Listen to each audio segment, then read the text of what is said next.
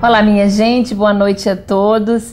Mais uma vez com a presença do nosso amigo jornalista Pedro do Couto, do nosso deputado Gerson Berger, que, como vocês podem ver, ele está usando aí um colar ortopédico que é consequência de um acidente sofrido e que o nosso guerreiro não quis de maneira nenhuma interromper as suas atividades e por esta razão, para alegria nossa, ele está participando do programa hoje. Como é que você está se sentindo aí com esse colar, hein, Gerson? Bom, para mim foi um mal olhado. Senti um tufão de atrás de mim que me derrubou, me fraturou uma vértebra cervical. Me pôs nesse estado, mas eu não me entrego, que vou lutar com esse mal olhado. É meio escuro, mas muito feio, mas eu topo sem luvas a briga. Vou continuar nesse programa com esse colar de pérolas durante 2 meses. Mas que vocês vão aguentar comigo e eu vou aguentar com o colar. Garanto a vocês que eu estou sofrendo mais do que vocês. Mas o que eu vou fazer? Diz que tudo passa. Tudo passa. E vamos ver se passa. Eu vou fazer uma força danada. Mas estamos aí na luta. Vamos em frente. Não devemos nunca nos entregar. Coragem e bola para frente. É isso, Gerson. Eu prometo que nós vamos fazer uma reza bem forte para esse mal olhado passar. E você já começou essa semana recebendo uma belíssima homenagem que leva o nome do grande escritor Jorge Amado. Daqui a pouquinho nós vamos mostrar para vocês. E o nosso programa de hoje tem muitas novidades. Nós vamos falar da CPI na Câmara Municipal do Rio de Janeiro, mas que foi interrompida graças a uma decisão da Justiça após um trabalho árduo de 6 vereadores, inclusive eu. Falaremos também da crise na educação, as passeatas, a paralisação dos professores, com a participação do povo falando nas ruas e também a política nacional. Um momento de crise porque passa a presidente Dilma e o possível retorno do presidente Lula. Bom, minha gente, Gerson e Pedro, como não poderia deixar de ser, nós hoje faremos uma reflexão sobre o que vem ocorrendo na Câmara Municipal do Rio de Janeiro há algumas semanas, em especial no que se refere à chamada CPI dos ônibus. A proposta de instalação foi de um vereador do PSOL, o Eliomar Coelho, e eu aderi desde o primeiro momento, especialmente por entender a necessidade de uma investigação profunda no que se refere aos contratos firmados entre a Prefeitura e as empresas de ônibus que operam no município do Rio de Janeiro, que, a meu ver, sinalizam uma verdadeira caixa preta. A começar pelo fato da Prefeitura não explicar como foi feito o cálculo para se chegar à atual tarifa. Mas um conselheiro do Tribunal de Contas do município declarou em seu parecer haver indícios de formação de cartel. A questão é que a CPI instalada na Câmara, mesmo que legal, ela não tem legitimidade, pois à exceção do vereador Eliomar Coelho, autor do requerimento que propôs a sua instalação, os demais, e são 4, sequer assinaram o documento que a propunha. Ora, se não assinaram, é porque eram contra ou, no mínimo, não tinham interesse em que ela fosse instalada. Sua instalação ocorreu há 2 semanas atrás e de uma forma muito tumultuada, não respeitando o direito das minorias e o mesmo acontecendo em relação à proporcionalidade, pois presidente, relator e mais 2 membros fazem parte do mesmo bloco. Um bloco que representa 24 vereadores. E aí eu pergunto, se somos 51, como é possível que todas as vagas na CPI fiquem com o mesmo bloco? Onde fica a representatividade dos outros 27 vereadores? Trabalhamos muito no sentido de anular esta composição. E agora, na última quinta-feira, tivemos nossa primeira vitória. Um grupo de 6 vereadores, do qual eu faço parte, entrou com um pedido de mandado de segurança e a juíza da 5ª Vara de Fazenda, doutora Roseli Nalim, concedeu o mandado, paralisando os trabalhos da CPI e deu 48 horas para que o presidente da Câmara se pronuncie. Eu quero especialmente agradecer ao meu assessor jurídico, doutor Damião Paiva, que junto com sua equipe, ele está aí do lado esquerdo, foi o responsável na elaboração deste trabalho que trouxe uma decisão tão favorável, principalmente aos interesses da cidade do Rio de Janeiro e à imagem da Câmara Municipal.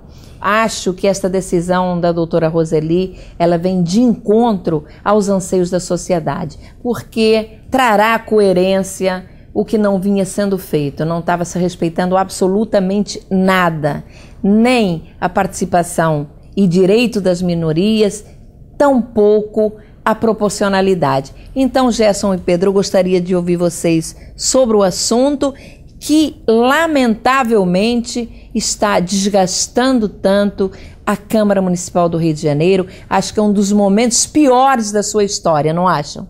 Em função do meu colar, eu não tenho condições de olhar para a esquerda nem para a direita, para os meus 2 companheiros. Tem que olhar para frente. E fui, pelo meu ortopedista, recomendado para falar menos. E com isso vocês acabam ganhando, porque ela falará mais e falará melhor do que eu. Agora vou responder a pergunta dela. Tereza, parabéns pela sua postura ética e corajosa na defesa dos interesses do que é justo. Temos conversado muito sobre essa CPI, que começou muito mal, principalmente na composição de seus membros, pois é quase uma tradição que o parlamentar que propõe a instalação seja o presidente. Faltou sensibilidade na condução do processo, pois eleger presidente e relator, vereadores, e sequer assinaram a proposta de instalação, é um escárnio, pois ainda que amparado pelo regimento interno, que é omisso em relação a esta questão, no mínimo eles não têm legitimidade. Isto é uma vergonha. Tereza, você de fato está de parabéns porque você representou de forma legítima, autêntica, a opinião pública da cidade do Rio de Janeiro, que vinha demonstrando não suportar esse tipo de manobra que foi adotada na composição da CPI, dos transportes, dos ônibus, na Câmara dos Vereadores. Não se trata exatamente, como o Gerson disse, de olhar para a esquerda ou para a direita. Trata-se, na verdade, de olhar para o que é direito e é o que estava faltando na composição dessa CPI, que simbolizava a existência de um jogo de cartas marcadas para absolver previamente pessoas que estão comprometidas com irregularidades, envolvendo-se nessas irregularidades com a prefeitura. Por isso, a maioria do prefeito na Câmara procurou ao máximo obstacular a criação da comissão. Não conseguiu, por iniciativa sua e do seu grupo, que obteve um mandato de segurança que realmente vai fornecer à Câmara dos Vereadores a transparência que a sociedade exige neste caso. Um dos casos, porque há muitos outros também a exigir transparência, mas o dos ônibus é o mais urgente. Bom, minha gente, mas ainda falando de problemas na nossa cidade, nós aqui no programa frequentemente temos chamado a atenção para o descaso que há décadas vem relegando a educação a um segundo plano em todos os níveis nacionais. Os professores estaduais e municipais no Rio de Janeiro entraram em greve, exigindo aumento salarial, plano de cargos e salário e melhor nível educacional. Recebem do nosso programa os mais efusivos aplausos por suas reivindicações justas, muito justas, justíssimas. E nós fomos às ruas saber o que pensa a população sobre a greve e as reivindicações dos educadores na nossa rede pública de ensino. É justo a greve, eles ganham tão pouco para não ter esse dinheiro pouco. Tem que ter um dinheiro justo, eles merecem. Eu acho que os professores no Brasil são muito mal pagos. Tem que ser revisto todo o sistema de educação no país. Eu acho que eles estão corretíssimos. Tem que ter muito mais direitos. Desde o momento que eles não vinham, né, atrapalhar os alunos, né, que meu filho estuda no colégio municipal, colégio público, e aí ele está sendo prejudicado. Agora, em relação à greve, é óbvio, né, é um direito dos professores reivindicar pelo salário, né, buscar uma reivindicação, e também uma melhoria na educação. Os professores são muito mal remunerados e qualquer tipo de passeata, qualquer tipo de manifestação, eu sou completamente a favor disso. Afinal de contas, eles que ensinam as crianças para ser alguma coisa na vida, né? Então eles merecem um salário melhor. Mais do que justo, porque a base do país está na educação. Sem a educação, sem a valorização dos nossos mestres, não tem país que vá para frente. Eles não estão reivindicando uma besteira. É melhor condição de trabalho. A gente vê aí que as escolas estão abandonadas, não tem uma merenda direito, para eles chegarem até o trabalho também é sacrifício. Então acho que os pais, os alunos, todo mundo tem que apoiar os professores, eles merecem mais respeito. O que seria da gente se não fosse, né, a educação? Bom, como vocês podem ver, não estamos sozinhos na nossa maneira de ver. E essas manifestações em prol da melhoria do ensino público da nossa cidade parece que tomaram conta de toda a população. No final da semana passada, eu denunciei na mídia e foi primeira página do jornal O Dia o fato do prefeito Eduardo Paes ter deixado de investir em educação 758 milhões que foram desviados para o pagamento dos inativos. Este fato se repete há anos, tendo sido o prefeito advertido pelo Tribunal de Contas do município, com o qual se comprometeu a corrigir esta discrepância.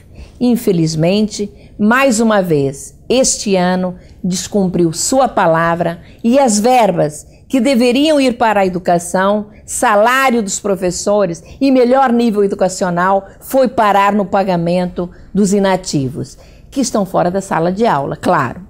A prefeitura tem dinheiro para tudo, para gastar 10 milhões com eventos de moda, milhões e milhões com eventos religiosos, mas para a educação, o prefeito simplesmente declara que vai descontar do salário dos professores os dias em que eles permanecerem em greve. Um absurdo, não é, Pedro e Gerson, esta atitude do prefeito. A greve é mais do que legítima, afinal, um instrumento único que os professores ou qualquer trabalhador possui para suas reivindicações. Claro que ela não pode se prolongar, porque traz desgaste e também, é claro, problemas para os pais dos alunos e para as próprias crianças e os educadores, que depois têm que repor as aulas, muitas vezes no período de férias, não acham? Claro, Tereza.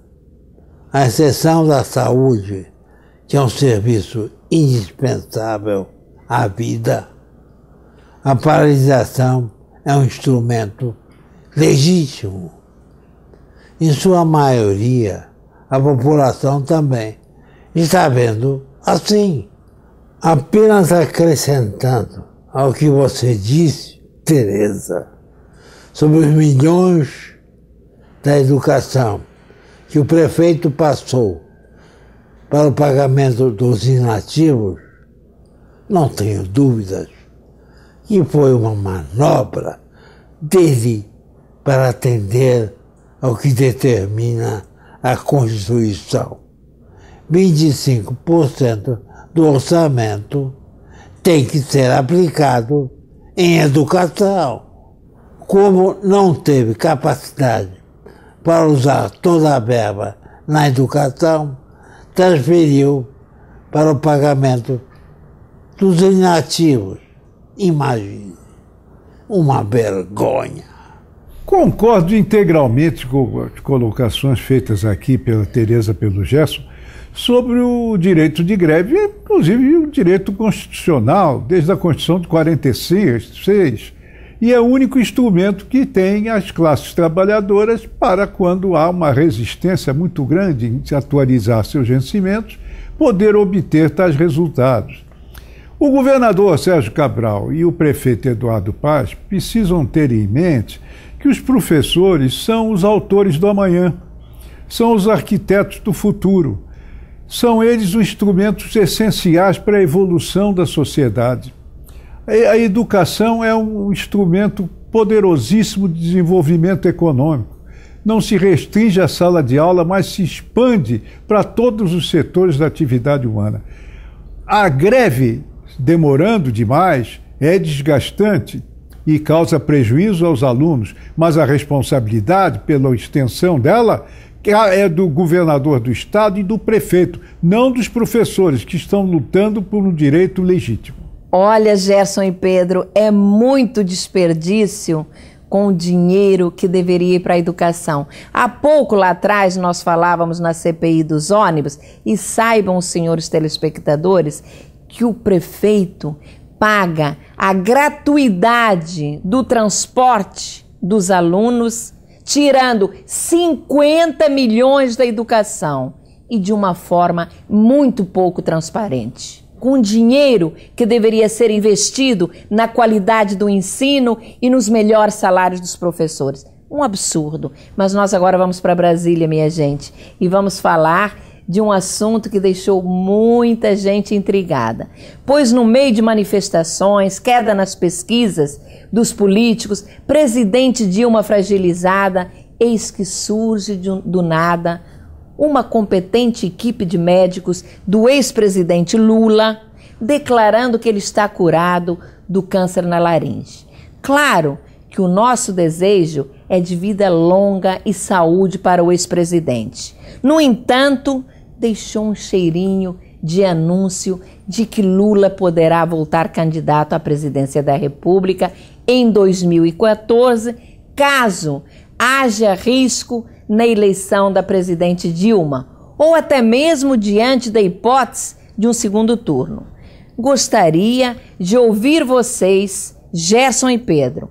Afinal, atrás dos bastidores da política estará havendo costura para a volta de Lula ou não? É claro, Tereza, que vamos entrar no terreno das suposições. De concreto, acho que não existe nada, mas que existe um forte ensaio, eu não tenho dúvida. E vai pelas seguintes razões. A começar pelo registro das últimas pesquisas, que mostram claramente que somente o ex-presidente Lula venceria no primeiro turno. Apesar da presidente Dilma ter recuperado 5 pontos nas pesquisas, não podemos esquecer que boa parte do PT e ainda os aliados do governo Dilma gostariam de ter o ex-presidente Lula de volta, considerando que a presidente tem temperamento difícil e pouco ou nenhum jogo de cintura política. Gerson e Pedro, acho que a pesquisa do Datafolha colocou em alerta o PT, sim. Afinal, a presidente Dilma cresceu 5 pontos, passando de 30% para 35%. No entanto, Marina Silva, sem partido ainda definido e sem máquina, também subiu 3 pontos, passando de 23% para 26%. Acho cedo para avaliação mais profunda, mas que existe algum sinalizador da possível volta de Lula, existe sim. Vejam, Lula mostrou ter a necessidade da população brasileira saber que está em perfeita saúde e livre do câncer na laringe. Isto eu não tenho dúvidas, até porque é cedo, a metástase pode ocorrer a qualquer momento, sem aviso prévio. Muitas vezes pode acontecer até 5 anos depois da manifestação da doença. Vamos aguardar e desejar que os anjos protetores de Lula não o abandonem, pois parece que ele já está pronto para encilhar o cavalo, não acha, Pedro? Acho sim, Tereza, acho sim. Você tem razão. Deus dê vida longa, saúde plena ao ex-presidente Lula, saúde plena, vida longa à presidente Dilma Rousseff. Enfim, a todas as pessoas. É o desejo que devemos manter. Mas que ele é uma alternativa do PT. Vai depender se ela avança ou não, dentro do terreno das suposições, do que revelarem as próximas pesquisas do Datafolha, do Ibope. Mas acho que o ex-presidente Lula, como você disse, está pronto para encilhar o cavalo e ser candidato à reeleição, se os fatos assim indicarem. Bom, Gerson e Pedro, estamos chegando ao final do nosso programa, mas como prometi no início, eu gostaria, Gerson, de te dizer o seguinte, que você foi homenageado pelo Instituto Brasileiro de Culturas Internacionais com a Medalha de Mérito Cultural Jorge Amado, pelos relevantes serviços prestados à cultura do Estado do Rio de Janeiro. Eu fiquei muito feliz, afinal de contas, esta homenagem veio num momento em que você está vivendo aí um período de muita dificuldade. Imagina ter que usar esse colar, que não é brincadeira, afinal de contas, não é um colar de pedras preciosas que você está usando no pescoço, mas sim um colar que te incomoda bastante. E somente uma pessoa com espírito guerreiro e de luta como você estaria aqui hoje participando do programa e, como você prometeu, nas próximas 8 semanas que você estará usando este colar. Sabe de uma coisa? Isso me enobrece muito. Eu que conheci o Jorge Amado pessoalmente, conversávamos muito. Mas isso já não é mais hora de receber tantas homenagens. Mas mais um galardão, e eu me encho de orgulho. Mas com humildade, com muita humildade. Nós temos é que fazer para o bem do próximo. Cada homem, cada mulher que participa na nossa vida são nossos irmãos e todos somos filhos do mesmo Senhor. Então, parabéns a todos. E quero aproveitar para agradecer esse título, que não sei se mereço, mas chegou aqui, eu embolso, não tenha dúvida. Olha, eu gostei desse embolso, viu? Bom, minha gente querida, a você que teve a paciência aí de nos assistir, o nosso muito obrigado. Tenha um excelente final de domingo, um ótimo descanso. Estaremos juntos às 8 horas da noite no próximo domingo, aqui na CNT. Até lá!